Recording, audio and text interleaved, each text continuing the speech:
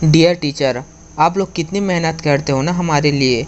हमारी शैतानियों को भी सहते हो सिर्फ हमें पढ़ाने के लिए। अभी डांट लगाई फिर अगले ही पल गुस्सा गायब हो जाता है। हमें वर्स्ट बैच भी कहते हो, पर सच बताना हमारी क्लास में ही आपको सबसे मज़ा आता है ना।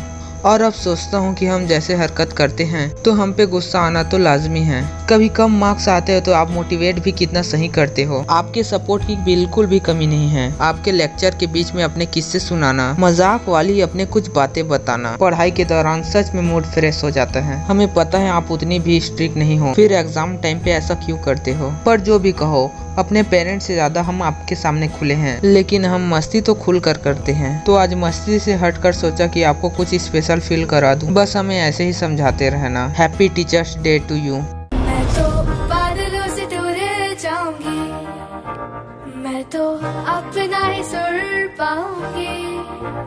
है जो क्रेजी क्रेजी सपने मेरे, सारे चुन के मैं भूल आऊंगी।